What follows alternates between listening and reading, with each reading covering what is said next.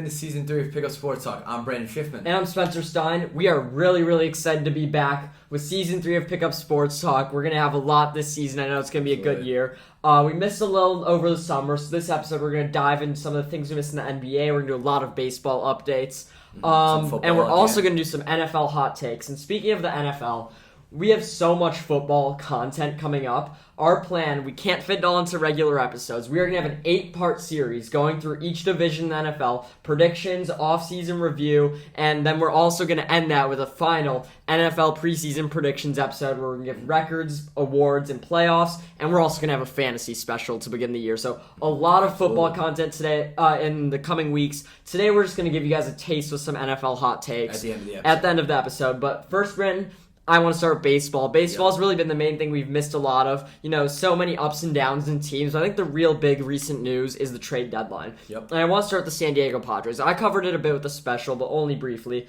The San Diego Padres traded for Juan Soto, Josh Bell, Brandon Drury, and Josh Hader in one deadline. It was wild. So basically what I want to ask you is, considering that, who are your NL favorites? So right now, in the National League's a little bit up in the air right now. With that being said, I think the Dodgers look like the best team in baseball. It's no secret. 8-game winning streak. They're super just talented all around. Traded for Joey Gallo. He's even looked good for them. After literally one of the worst starts to a season of all time in New York, he's starting to look good again. I don't think he's looking good for the Dodgers. They're just happen to be 5-0 with him. I mean, yeah, but a lot better than he was with the Yankees. He's batting, like 100 with the Yankees? But it's been 5 games. He's looking better. I'll take that. With that being said, the Mets are a little bit behind the Dodgers. They're not quite there. I think they're 5 games back-ish. But yeah, they're still a threat for sure, especially with DeGrom back. Yeah, the NL, I think, is the Dodgers. This is the Dodgers league, though, for now. But there are some teams looming in the distance, some other teams. Braves, Cardinals. I don't love the Phillies, but they're there, too. The team I think we want to talk most about is probably the Padres, though. Like you said, historic trade deadline for them. My personal thoughts, I'll go into them really quickly. I mean, obviously, it's every bit historic. They honestly, I think, fleeced for Juan Soto. I think it's a good deal for them. They gave the biggest haul maybe in MLB history. But with that being said, Juan Soto is one of the biggest talents we've seen in the modern MLB. I think also Josh Bell is a 2-month rental. That was a great addition for them. That was a guy that they for sure like to have. Great first baseman, good offensively and defensively. I think it works out for the Padres. Now they just got to execute for the end of the year. So yeah, let me talk about the Padres trades first before I get into who my NL favorite is. Yeah. The Josh Hader trade everyone's raving about. Yes, he could be the best closer in baseball. I was such a big Josh Hader guy. He has not played very well this year. No, and before the trade even happened, I wanted to come on here and talk about Josh Hader and kind of how he's regressed. He was one of the worst relievers in baseball this June. And the Brewers in return... the Brewers in return got Trevor Rogers, who's been a closer just as good as Josh Hader this year, and some prospects. I didn't think that was horrible, but I guess if you're going for a title, it's a good move by the Padres. Juan Soto, the big thing is he's 23 years old. We haven't seen a player this good that young be traded for a haul, and if they could get him on this 15-year deal, or on a long deal like they have with Tatis and Machado, it was a good deal for San Diego. Sure. And Brandon Drury, too, most underrated trade acquisition this season at the deadline. He's a shortstop. He had a grand slam in his first game with them. He was nearly I thought he should have been the Reds All-Star. He's great hitter, and he's really going to be a good addition in that Padres lineup, so I think that was a good move. That being said, the Los Angeles Dodgers are leaps and bounds ahead of them, and I'm not being biased about the Dodgers just sweeping them in 3 games, which they did. Yep. And in those games, they won 8-1, 8-3, and 4-0. And in that last night's game, 4-0, I watched the whole game. The Padres got 2 hits. Yeah. So, on top of the Dodgers raking, the Padres didn't hit yet. Now, it's still only August. Yep. And the Padres have a lot of time to get it together, but this is not going to be the year they do that. And I think the Dodgers kind of trio rivals the Padres. With Mookie, Freddie Freeman, Trey Turner, it rivals it right there. Plus, although their pitching worries me a bit, the Dodgers, because all the injuries they've had, I still think fully healthy their pitching's better. I don't know how much I trust Darvish. Musgrove is fine. He just got that big extension. Yep. My favorites in the NL, though, the New York Mets. The New York Mets have been one of the best teams in baseball thus far without Jacob deGrom. And Jacob deGrom proved last night in his second start in, a year or two. He goes 17 batters perfect. 5 2/3 innings perfect. He's the best player. He's the best pitcher in baseball, no doubt. Max Scherzer's first ballot Hall of Famer. He's their number 2 guy. And how about Edwin Diaz, the trumpets? Edwin Diaz going into a baseball game. Just watch the video of the trumpets. His entrance is one of the most chilling experiences. It's crazy. And he's dominant. They have 2. Yeah. Last night, DeGrom hit 102 and Diaz hit 102. If you have 2 pitchers that can hit 102 miles per hour on a pitch, that's deadly. And they were top of their division without these guys. Mm-hmm. Their hitting is also fine. It's good enough. And I just think if you go in a series where you have 2 pitchers that are going to shut down the other team every game, that's 4 automatic wins. That's how the Mets will get done. I said that at the beginning of the year. I'm going to stick with that. The Dodgers are more safe, but I like playing it risky, and I think the Mets are going to get done there.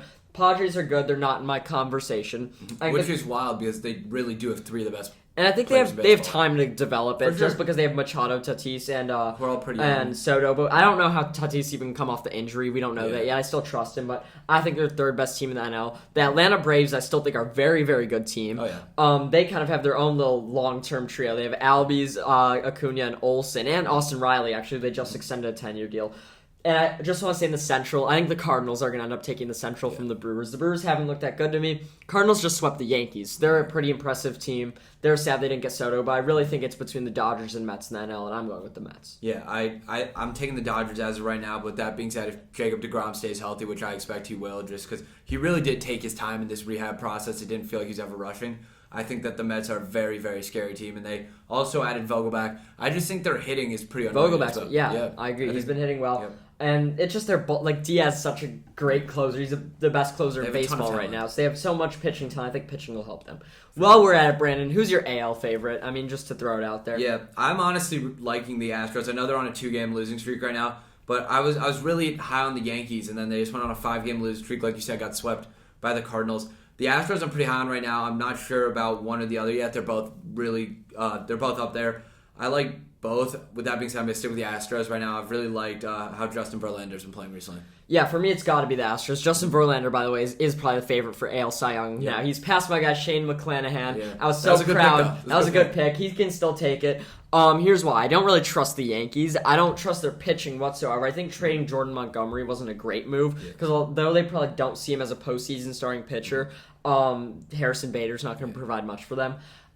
Frankie Montas did not look good in his Yankee debut. Garrett Cole is almost not a shell of himself, but he's not the same Garrett Cole. He's still going to be their game 1 starter, but I think his play this year has been overrated. Yeah. I don't trust Nestor that much. And honestly, he was really hot to begin. He was hot, but in the playoffs, Verlander's going to be the best pitcher there. The Astros, by the way, made big deals at the deadline. Getting Vasquez, getting Mancini, it was huge. Trey Mancini is a great hitter. That was questionable for the Orioles, I'll say it. That was questionable. It was questionable. And although the Yankees have all this great hitting, I don't think Stanton's a great hitter anymore. I will say that. He's not the same player. Judge is probably the best player in baseball as things stand now, but I don't think that's enough to carry them. And I know the Astros starters outside of Verlander have been a little shaky. I trust Javier. I trust a lot of their guys, and they have a good pen. Yordan Alvarez is a hitter. But yeah, I think that... I think that the Astros are going to win the AL. Right now, they're the best team in the AL, in my opinion. They have 70 wins, so do the Yankees. I don't think anyone in the Central competes with that. I don't think the wildcard teams are there. But I do want to talk about these wildcard teams a little bit.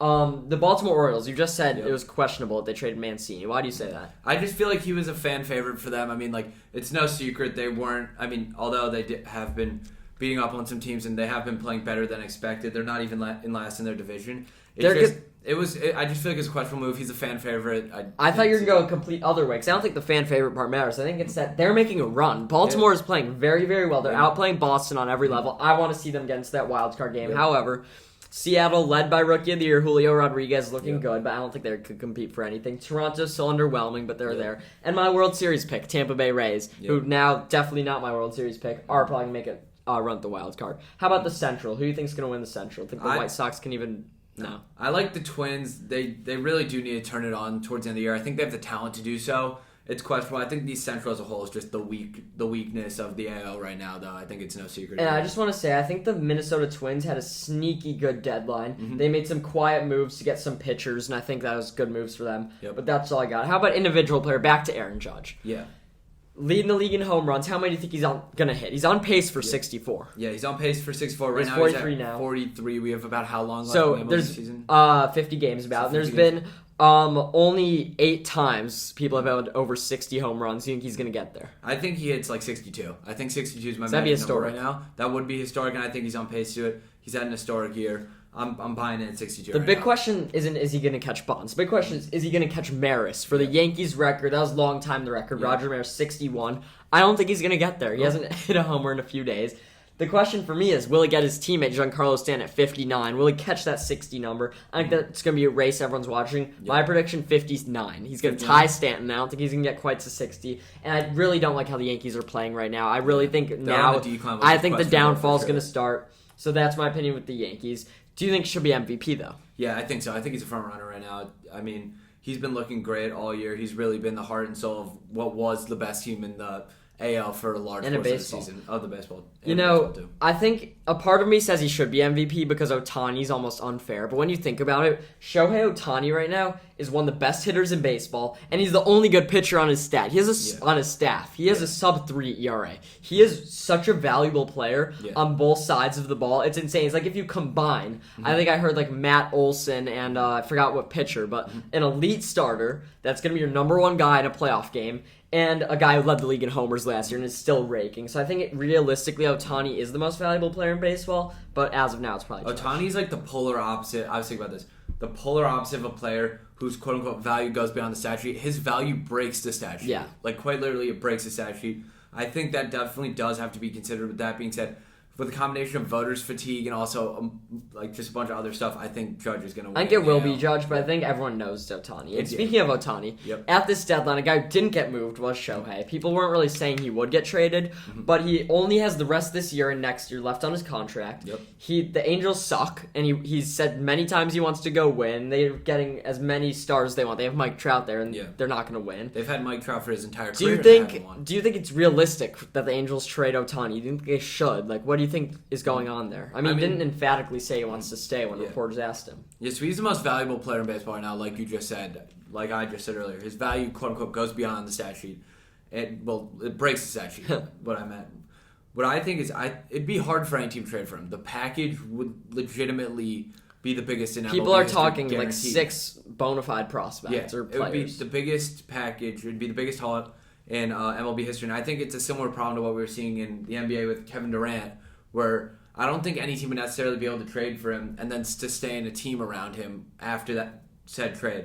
And that's something we'll talk about later. But I think it brings up a lot of problems because when you have a guy that valuable asking for a trade, there's very few teams from the get-go that can even give value like that. So I think it'd be hard for them to trade him, but it could be the best move because if you're letting him walk for nothing, it's a real shame, and you know he's going to wind up on one of the big-name franchises, and the Angels aren't one of those teams. Yeah, the Angels can't let him walk. They're probably going to wait till next year's deadline, try and extend him. I honestly wouldn't be shocked if he took the extension just for the pure money aspect. He likes it there, maybe. And as you've said, the haul would maybe be too large, but I think teams would be willing to pay it. And if you're an Angel fan, you're not winning with this team. I hate to break it to you. They might be better off going full rebuild. Let's get a bunch of prospects, new culture, everything. Because let me tell you this Ohtani Trout thing is not working. They're not They've going to win wasted this away way. Trout's entire career, basically. Yeah, they might have to trade Trout too, even though he has tons of years left on his deal. So I think that's going to end up being the reality. We have lots of time to get there. I think they will be talking trade this offseason, but I think their asking price can be way too high, as it should be. And I'd be surprised if we saw 2 huge moves that close together in baseball. We rarely see players that good get moved in baseball, and the Juan Soto thing was so shocking. I don't think we're going to see another team go out trade even more than the Juan Soto deal for Ohtani. So that's going to be back-to-back historic deals. It would exactly be that. But whatever team Ohtani goes to is an automatic contender. And I was just talking about, I recorded something a few days ago right after the deadline that I think baseball's moving to like death lineup phase, almost like the NBA had super teams. And I don't necessarily think it's even going to work. But I think when you look at these trios like Soto, Machado, and Tatis, Machado has 8 years left on his deal, maybe more. Tatis, I think, has a 12-year deal. 12 year. And Soto's going to get a huge one. You look at the Braves. Austin Riley has a 10-year deal. Acuna has 8 years on his deal. Matt Olson got a huge deal. You look at the Mets. Like, just all these teams have tons of players that are have such huge contracts. So I think baseball could be moving towards that. Yeah, for sure. It's definitely something to look out for, just the similarities between each league. it's super interesting to me as well. Yeah, for sure. The one thing I also want to talk about really quickly, just NL MVP predictions. Do you have anything right now you want to say? Or? I want to just say one last thing about the Cubs. Oh, go ahead. So we haven't gotten to the Cubs yet, and they were another team that didn't make a move over the deadline. They kept Wilson Contreras and Ian Happ, even though Contreras signed an expiring contract. Didn't get prospects. By the way, I do like the prospects they got, though, for their relievers. Yep. What do you think the Cubs should do going forward? I just think the Cubs need to get value. So what happened was the Cubs last year were controversial because they just traded away basically, which I thought was a good move. Yeah, good move. They traded away all of our stars, and the thought process was we weren't going to be able to re-sign them all, so we might as well get some value.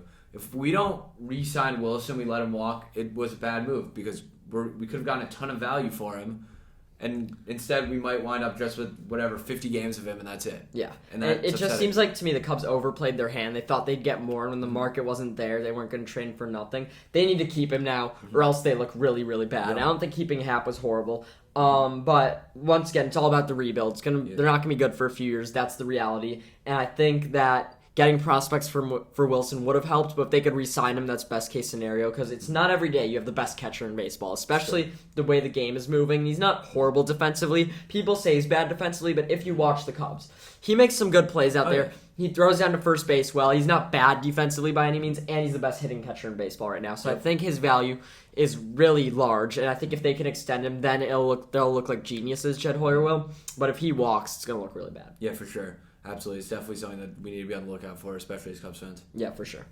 So I'm just going to get to one last thing, just me, before we move on to basketball, and that's the Pittsburgh Pirates' future. Now, you wouldn't, I don't think, tuning in this episode, expect me to be talking about the Pittsburgh Pirates given their record. However, they drafted a month ago Tamar Johnson at, I think, the fifth pick, and I thought he was the best prospect in the MLB draft. He's a second baseman. O'Neal Cruz is a young guy. He's a rookie for the Pirates, shortstop. He threw a ball from shortstop to first base, 99 miles per hour. He crushed a baseball into the river, whatever's behind the PNC Park. And on top of it, he's like 6'7" and one of the biggest shortstops ever. Plus Key Brian Hayes, their third baseman, who after not proving much in the MLB, they gave a massive contract to because they trust his talent.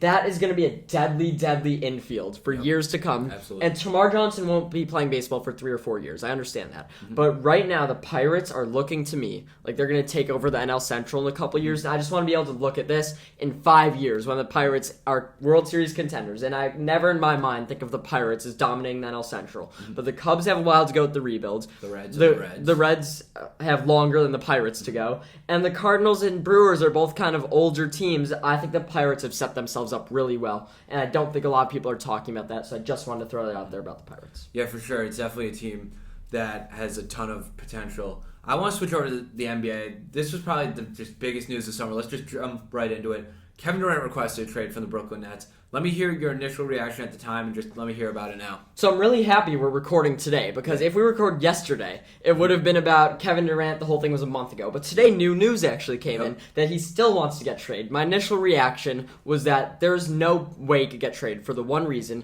that there's no package large enough out there to acquire him. Any team that has enough assets to trade for Kevin Durant, let's say the Toronto Raptors trade away their whole young core for him.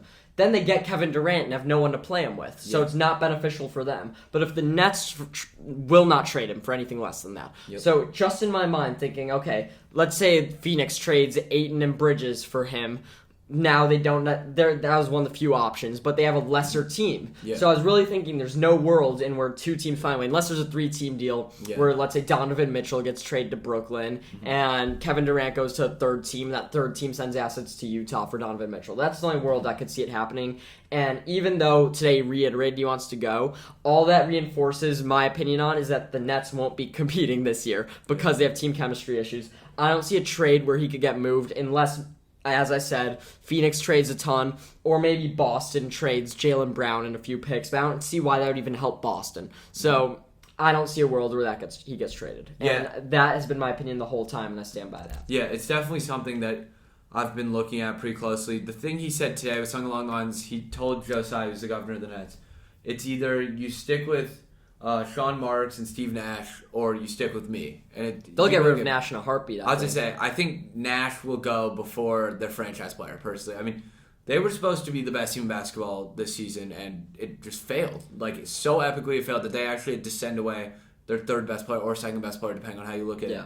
And the truth is, I think part of the blame has to go on first-year head coach Steve Nash. I mean, I don't think he's a good coach. I don't trust him for any reason. I don't think they'll hang on to him either. He's a good leadership guy. He was a good like coach's player back in the day, but I just don't think he was ready to coach a championship team. He could have been a guy almost like Dan Campbell in the NFL, where he took a team that was really just struggling and brought them up as like a culture guy, community guy. But I don't think putting him into an already toxic system was the best move, especially when they had such high aspirations. I agree. I think they're going to do whatever it takes to keep KD. Yeah. The big question for me, especially as a Laker fan, was what would go on with Kyrie.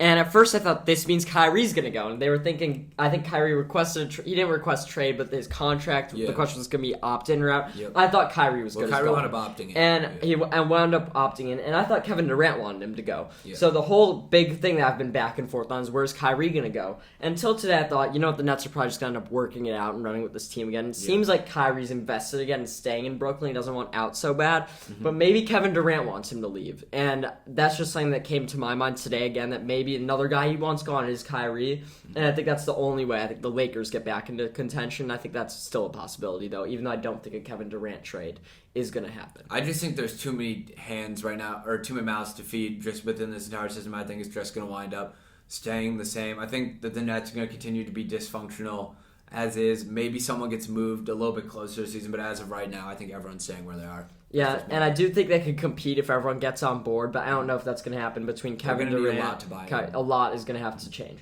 Let's talk about my Lakers. Mm-hmm. What move do you think they can make to compete? And if they don't make a move, can the current roster compete? I don't think this current roster is competing. I just don't think Russell Westbrook's a fit there. And it really pains me to say it because Russell Westbrook, not even 4 years ago, was considered like a top 5 player in the NBA. Yeah. And this is disappointing. I think you got to move Russ. It's no secret. The question is, what team would take him?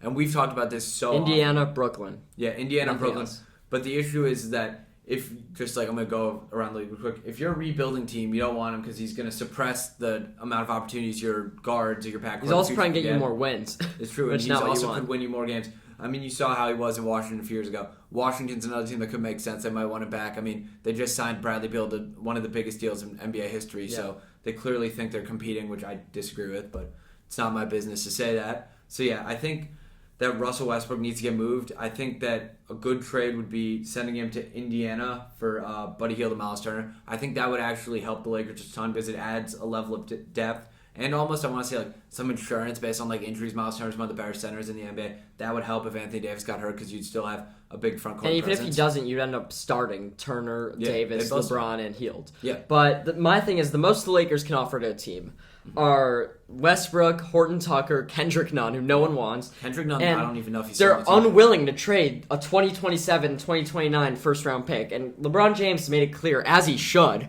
that these picks don't mean squat to him because he's probably going to be out the league in 4 years. Absolutely. And these picks mean nothing. Now, I don't know why the Lakers are holding on to them because this current team is not good. No. And this team will not do anything. I don't want to hate on Russell Westbrook, by the way. I think Russell Westbrook's underrated. He averaged 18 points last year. That's not bad. It wasn't the most efficient 18 points. He just looks bad because it's Russell Westbrook. And this team is not there. I think they got to be willing to trade these picks. And I think if they're not going to get Kyrie, which they should go all in on, because I've heard Kyrie, they would trade him for 1 first-rounder in Westbrook, and the Lakers won't put in the first-rounder, maybe 2.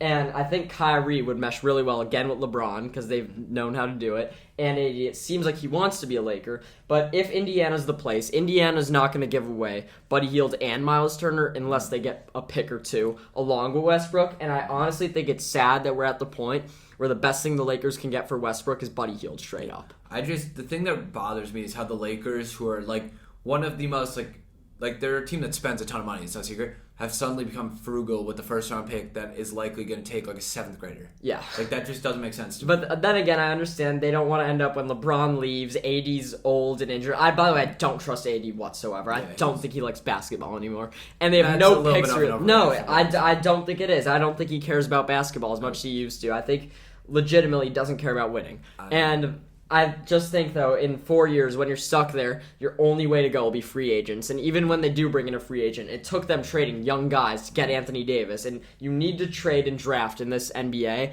and they don't want to not be competing until 2030. It's true. It's a very fair point. I just think at the end of the day, it's the Lakers. They're always going to have first priority on free agents and just things like that. Yeah. So I think at the end of the day, the Lakers are going to wind up being fine. It just might not be And they gotta go as to win soon now. as we think. Yeah. So let's move on to another team. This was a while ago, but I want to briefly talk about the trade that broke the NBA. Yeah, kind of. The Timberwolves traded 4 first-round picks, a pick swap. Their first-round pick this year, Walker Kessler, plus Patrick Beverley, I think Malik Beasley's, Jared Vanderbilt, all for Rudy Gobert. Who won the deal, and how good are the Wolves now?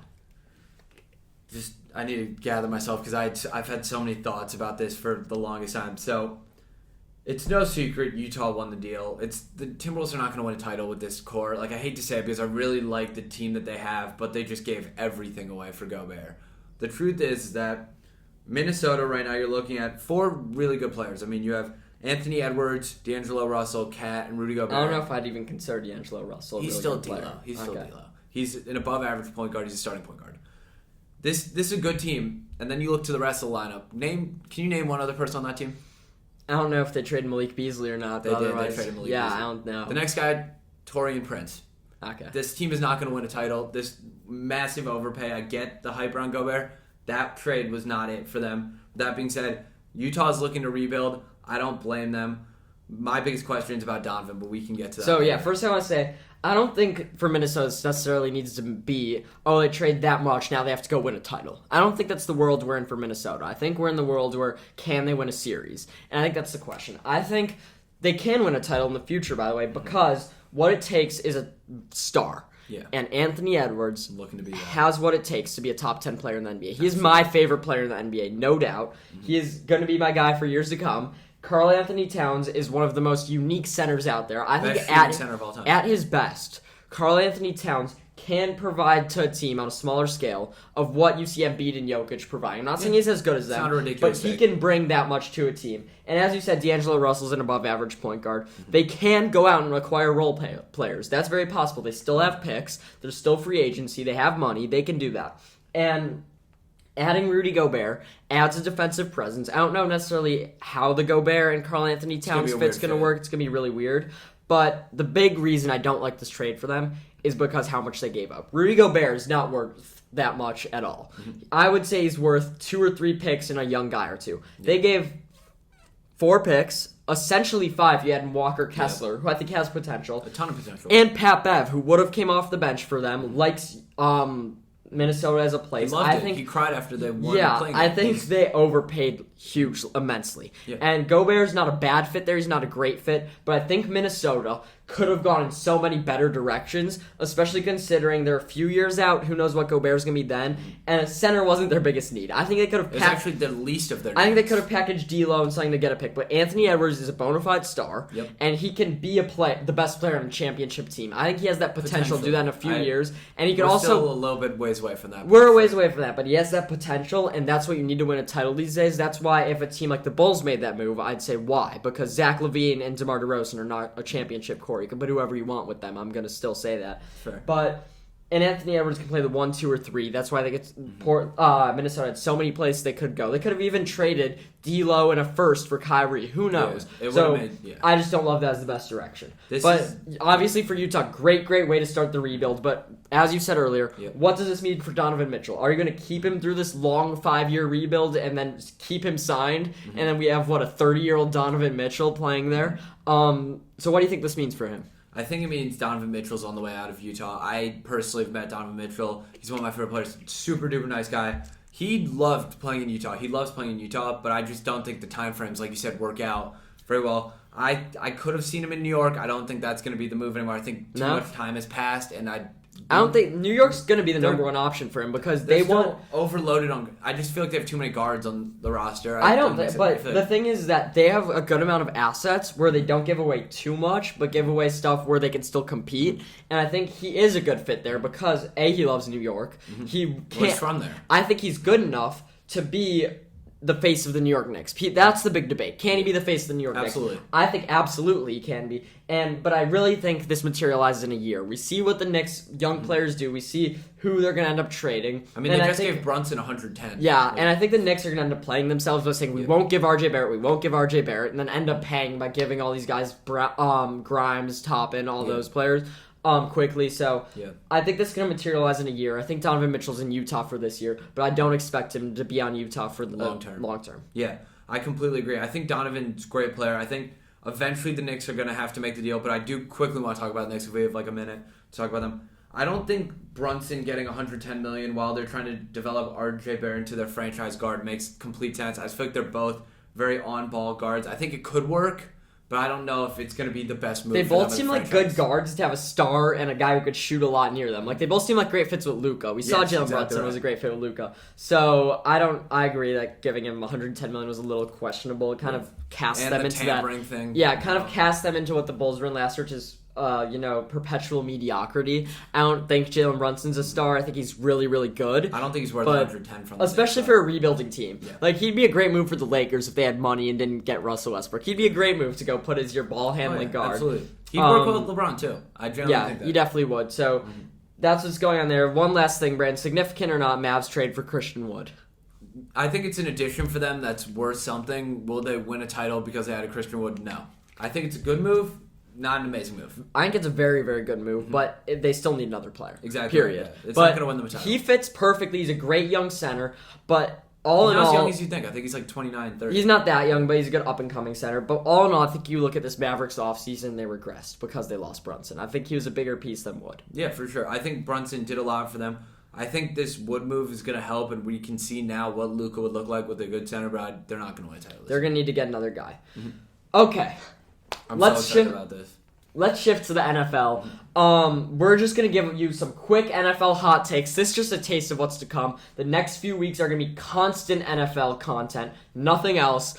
We'll get to some other things in our regular episodes. But Brandon, I want you to start off with your first hot take. You have 4, I have 5. Let's try and keep these quick. Quickly, welcome to NFL Hot Takes. I'm going to start you off here. My hot take, Jameis Winston is going to have a major bounce-back year, and the Saints are going to win the NFC South and finish 13-4. I genuinely believe the Bucs aren't the team that they were, and the rest of that division is just trash. I think that this is a year where the Saints can really have a great outcome.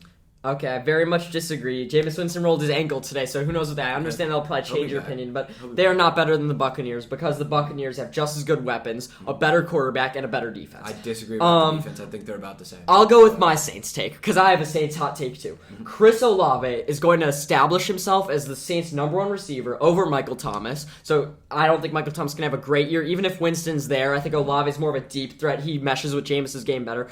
And he's going to win Rookie of the Year. He's going to edge Treylon Burks for that. I think they're the 2 top competitors. Even though Burks is probably going to have similar stats, Olave's going to do it in a better team. He's more of a surprise for that. And obviously that changes if Jameis gets hurt. But he's going to have a huge, huge rookie year. Good in fantasy too. Just because his deep game and Jameis Winston going deep is going to work out well. And I know Kamara and Michael Thomas can spread everything out. So huge year for Chris Olave, Rookie of the Year. I think there's potential for that. It's definitely something that to be on the lookout for. My next take, personally, Derek Carr will lead the NFL in passing yards and will end top 3 in MVP voting. This is a guy who every year, year after year, has been great with passing yards, has always been considered underrated. He just added a top 3 receiver, top 2 receiver maybe into his offense. Please, he's going to have that for sure. I actually really like that one. I was thinking about having something about the AFC West in here about my winner, but I'm going to save that for our AFC West episode because I just haven't even decided yet, but I like that. I'll go with another quarterback one. Jalen Hurts will outplay Kyler Murray in every statistic out there. And this is kind of me getting 2 takes in one. I think Kyler Murray and the Cardinals have a down year. I think they're the 3rd best team in their division. I think the Niners are definitely better, even though the weapons are there. I think this PR crisis with him not studying film is actually going to affect him. And I think this is Jalen Hurts' breakout year. He is my dark horse MVP candidate. A.J. Brown's a huge addition. Miles Sanders is going to have a good year. Great year for all the Eagles. And Jalen Hurts is going to establish himself. He's going to get his money next offseason. And he is going to basically play up to what Kyler Murray is expected to. I like that take until you brought up Miles Sanders. That guy is not going to have a good year. Okay. My next take, personally, CeeDee Lamb will finish top 3 in receiving yards and or receptions. I think that offense is entirely his now. Zeke looks overweight. Pollard's good, but whatever. Dak has to feed someone. It's going to be CeeDee Lamb. I agree that he's the only mouth to feed on that offense, but I think that might mean they could cover him more. I also really like Dalton Schultz, but that's not necessarily so hot. I like that take, though. I'm going to go with the receiver one. This might be my hottest take yet, just because it's so long-term.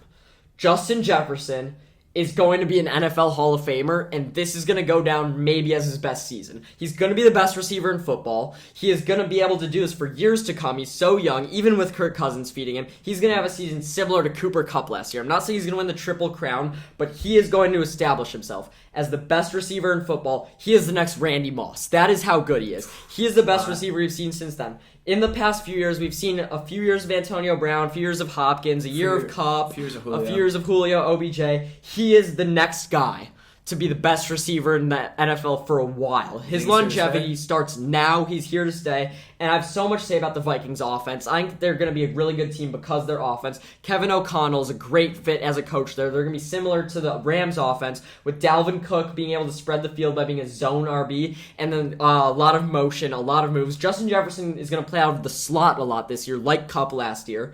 So I think that's going to open up the field. Adam Thielen will be a 2, just like Robert Woods was for the Rams. And KJ Osborne will be used like Van Jefferson in motion a lot, deep plays. But Justin Jefferson's the highlight of that take. But I love the Vikings offense overall. Mm-hmm. Yeah, Justin Jefferson, huge potential this year. If he stays on the field, I think he is an MVP caliber season. My next take, Amani Oruwariye, underrated Lions cornerback, was absolutely locked down last year. What do you mean who? Top 3 last year cornerback. I think he leads the NFL in interceptions this year. I think the Lions defense will be elite this year, or at least close to elite this year. They were good last year. They got even better in the offseason. That is where you made a mistake. Never predict the Lions to be elite at anything. I said their defense. Their defense. Okay. I'm betting on half the Lions. But Oruwariye is good, underrated player. I don't hate that one.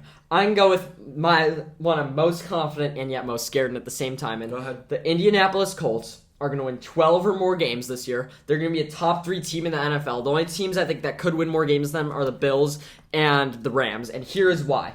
They have been consistently good for a bunch of years. They have a good defense. They have the second best running back in football right now, Jonathan Taylor. Who's the first? Derrick Henry, King Henry. They have a good O-line. I love Michael Pittman. I agree. I've thought that forever. I love Michael Pittman, and I think switching out from when you had Phillip Rivers, Jacoby Brissett, Carson Wentz, those were all nearly playoff teams. Put in Matt Ryan, who is the ultimate system QB. He's old, and if he still has it in him, which I think he does, he is going to be a system QB that can carry a team to Super Bowl caliber. I'm not saying they're going to go to the Super Bowl, but they are going to shock you. They are going to maybe be undefeated for the longest time in the NFL. They're going to win 12-plus games. The Indianapolis Colts are my sleeper team this year. They are going to be very, very good because they're always good, and they've finally found a solution at quarterback. All right.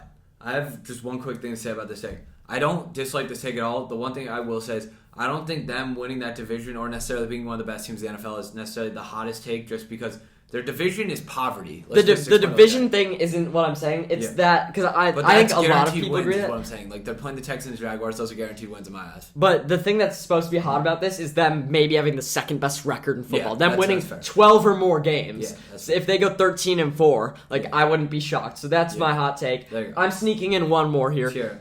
The Chicago Bears will beat the Green Bay Packers once this year. Here is why. Justin Fields guaranteed it. In Fields I trust. Additionally, the Packers are going to take a step back this year. Aaron Rodgers thinks he owns us. He's so confident. He doesn't have those weapons. Allen Lazard is a sleeper in fantasy, but he's not a great player. He's not a great player. He's not a great route runner. He doesn't do great against man coverage. I think defenses are going to be able to figure him out, and we, led by Jaquan Brisker, our second-round pick, and Kyler Gordon, our second-round pick, our secondary is going to stifle Rodgers for the first time. It's going to be a shock to everyone. Fields going to go prove himself. I'm not even saying it's going to be a home game. It could be on the road in Lambeau. The Chicago Bears are going to beat the Green Bay Packers once this year. Hold me to that. I'm not going to predict it when the weeks come. I don't know which week it's going to come, but it is going to happen, and it's going to shock the world. That might be my hottest take so far. I mean, I hope so. I don't really want to counter that just because it's a good one to end on. So, yeah, I'm not going to counter it. I just hope so. That'd be nice. Let's end with our one last thing real quick. Let's talk about the Cleveland Browns, just the most dysfunctional team in football. Let's start with Kareem Hunt. Yeah, so Kareem Hunt, as you're about to say, requested a trade yesterday, and the Browns kind of declined it. Do you think that's something, nothing? I think it matters because in probably 70% of NFL offenses, he's a running back 1, yet in Cleveland he's running back 2. So I think it does matter because he has a lot more value to basically 70% of NFL. Well, do you think they're going to trade him? I doubt it. I think that one of their strengths is their running back core, so I don't think they're. And do you think they're going to pay him? I think that they could. They don't make sense to me as a franchise completely, so it's kind of hard to predict.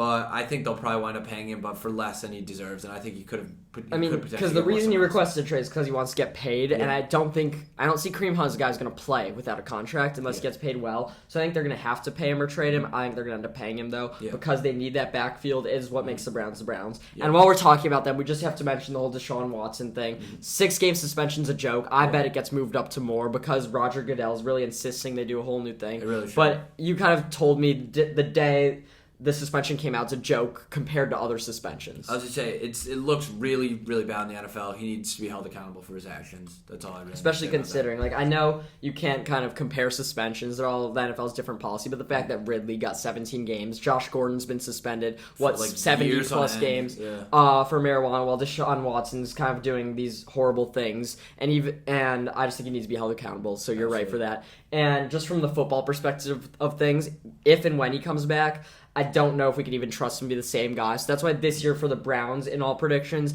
I don't think I have them doing too well. It's too unpredictable. Deshaun Watson deserves to be suspended, I think, for at least the whole season. At the bare minimum. So a lot of people are saying he shouldn't play again, and I'm not exactly opposed to that. Yeah, so we'll just keep you guys updated with that. Those are our opinions on it, but we are excited for what this NFL season has to bring. We're going to have each day next week, an episode's going to be released on that division. If you have a specific team you want to see, it'll be in that episode. Absolutely. That's where you'll find it.